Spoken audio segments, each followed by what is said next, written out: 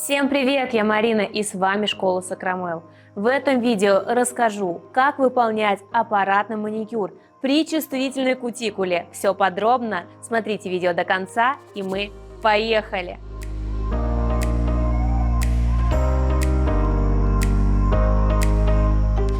Ну что ж, давайте посмотрим, с какими ручками сегодня необходимо иметь дело. Тут небольшая кутикула. Соответственно, толщина покрытия тоже тут имеется, которую необходимо преобразить, но я хотела бы особое внимание уделить именно коже и кутикуле. Мы видим красную область над ней, а значит близко располагаются капилляры, поэтому мы можем говорить, что кутикула у модели чувствительная. Нужно работать аккуратно, но предварительно быстро снимем старое покрытие до тонкой подложки, ну и, конечно, убираю отслойки. Вот этот белый кармашек – это и есть отслойка. Необходимо кончиком насадки на максимальных оборотах как бы подсечь границу для того, чтобы отслойка отошла и не разрасталась дальше. Такие отслойки часто появляются из-за скручивания натуральных ногтей. Убираем их и шлифуем поверхность справа налево. Давайте еще раз подробнее посмотрим на эту кутикулу после снятия. Она сейчас подсохла и лучше стало видно, насколько она тонкая, красная, чувствительная. Помимо этого смотрим на размер белой луночки. Она широкая на указательном, значит нет глубокого подкутикульного кармана. И не получится чересчур глубокий маникюр, поэтому нужно действовать предельно аккуратно. Хоть на среднем пальчике и не такая белая луночка широкая, тем не менее глубоко не будем залезать. Первый этап успешного чистого маникюра – это хорошее раскрытие подкутикульного кармана. Мы это можем делать апельсиновой палочкой, либо пушером, как вам удобно. Если у нас останутся склейки, в таком случае будет неудобно работать и есть вероятность поранить такую чувствительную кутикулу. Поэтому хорошенько раскрываю карман и проверяю, чтобы не было склеек. Следующим этапом уберем птериги при помощи бафа. Берите этот лайфхак на заметку, благодаря этому этапу будет проще обработать кутикулу. Нам потребуется меньше действий, чтобы счистить насадкой его с ногтевой пластины. Для приподнятия кутикулы мы можем использовать различные насадки. Например, вот такая классная, универсальная, безопасная фреза. Кстати, на курсе Топ-мастер показываю, как ей правильно работать. Обычно используется с красной либо с синей насечкой, поскольку кутикула чувствительная, важно, я буду использовать именно красный абразив, не синий для приподнятия. Есть, конечно, насадки и другой формы, более короткие или вытянутые как конус. Конечно, насадку будем подбирать индивидуально под руки клиента, а также в зависимости от глубины и высоты кармана. Ну и также расположение ногтевой пластины, плоская она, либо наоборот более арочная, имеются ли глубокие пазухи и так далее. На самом деле от правильного выбора насадки зависит будущий результат. И обработку мы начинаем с левых сторон. Включаю направление вращения forward по часовой стрелке. Будем идти такими стежковыми движениями по 3 мм. Сначала быстро прохожусь от кутикулы и по пазухе. Затем обрабатываем пазуху движениями сверху вниз для того, чтобы собрать всю сухую кожу. И затем справа налево вычищаем и шлифуем боковой валик, делая его гладким. После того, как обработали все 10 левых сторон, мы переключаем направление вращения и будем обрабатывать правые стороны. Работаю уже на реверсе. Благодаря тому, что я переключала направление вращения, я эффективно обработаю ту и другую сторону. Тут движение похожее. Мы вышлифовываем внутреннюю часть кожи для того, чтобы там не оставалось сухих фрагментов и частичек кожи. Если вы чувствуете, что ваша насадка забилась, вы можете ее прочистить при помощи боковой стороны бафика. Несколько раз пронзаем насадкой баф, и она становится чистой. И теперь самый главный этап для выполнения чистого аппаратного маникюра – это создание юбочки. Той же насадкой работаю в положении реверс, иду справа налево.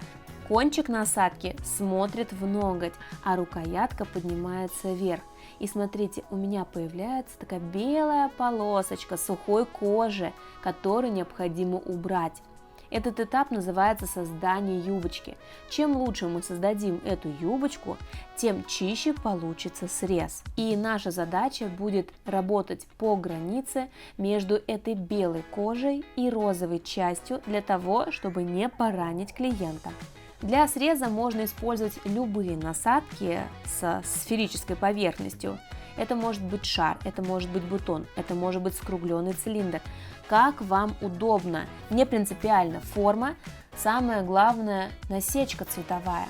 Для этой кутикулы, хоть она и небольшая, я взяла насадку шар с синей насечкой, чтобы кутикула именно срезалась, потому что красная просто бы шлифовала, нагревая поверхность и перетирая кожу. Но тут важная особенность, что мы насадкой не давим во время обработки. Идем по границе между белой частью и розовой. Постепенно подворачиваю пальчик навстречу срезу для того, чтобы выполнить его эффективно. Я знаю, возможно, на видео кажется все очень просто, вводишь насадкой и кутикула убирается, но тут нужна определенная сноровка. Вы можете посмотреть у меня на канале другое видео, которое называется «Почему я раню? Опасный шар». Как раз таки там разбираю самые популярные ошибки при выполнении аппаратного маникюра. Также подписывайтесь на наш телеграм-канал, потому что там я раскрываю больше подробностей выполнения маникюра. Мы выполнили срез, но если присмотреться поближе, мы можем с вами увидеть некоторые мелкие заусенки. Конечно, вы должны понимать, что тут максимальное приближение. Клиенты наши так настолько близко не рассматривают, но тем не менее шлифовку лучше сделать для того, чтобы кутикула не махрилась. Для этого использую силикон-карбидный шлифовщик и по сухому в положении форвард или реверс шлифую эти мелкие заусенки. Они уходят, кожа запечатывается и уже не будут снова появляться эти мелкие заусенцы. Мы добиваемся красивого, блестящего и лоснящегося валика. Также можно пройтись и по пазухам, по ногтевой пластине, для того, чтобы поверхность еще была более гладкой. Вот и все, мы теперь готовы к покрытию. Давайте посмотрим на результат. Видим слегка красная область над кутикулой. Напомню, это из-за того, что близко располагаются капилляры. В целом я нигде не поранила, но действительно кожа стала красной. После выполнения процедуры через какое-то время кожа успокоится и не будет такой яркой. Мы готовы к покрытию. Наносим базу тонким слоем, отправляем в лампу на просушку. Поскольку ногти скручиваются, не хватает боковых стенок. Их будем достраивать при помощи геля-желе молочного оттенка. Он отлично подстраивается под цвет ногтевой пластины и будет практически незаметно, что мы тут что-то достраивали. Подхватываем слегка фонариком, просушиваем этот материал и затем отправляем на окончательную полимеризацию в лампу. Такое достраивание позволит сделать ноготь более четким, квадратным, не просто зауженным, а с четкими боковыми параллелями. И такой квадрат смотрится гораздо дороже, нежели чем просто натуральные ногти покрыть тоненькой базой и все. Восстановление всегда смотрится круче. Я думаю, тут вы со мной согласитесь. Если да, поддержите и поставьте пальчик вверх. Нравятся мои ролики? Хотите знать больше о маникюре? Приглашаю присоединиться и получить доступ к базе знаний школы Сакрамел.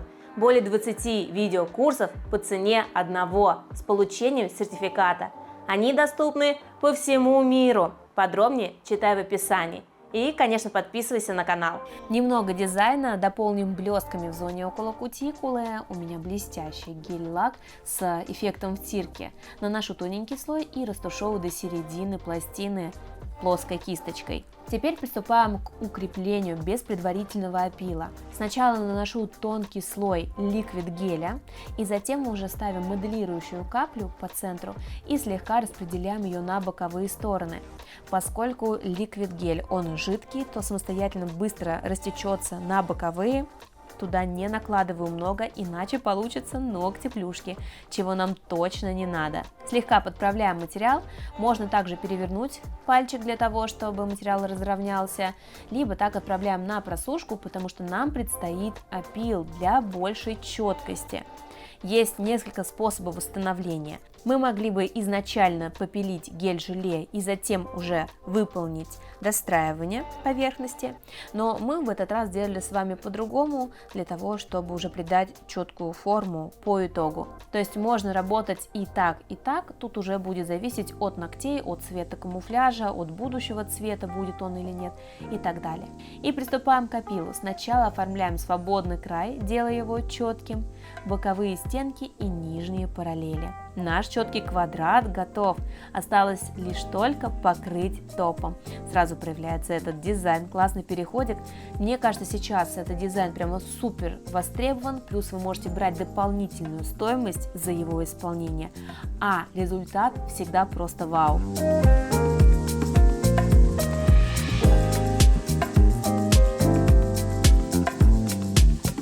Как видите, техника не такая уж и сложная, если знать определенные нюансы работы с ней. Смотрите на канале другие полезные видео, в том числе, как выполнять комби-маникюр. Подписывайтесь на канал, ну а я желаю всем успехов в работе. Счастливо! Пока-пока!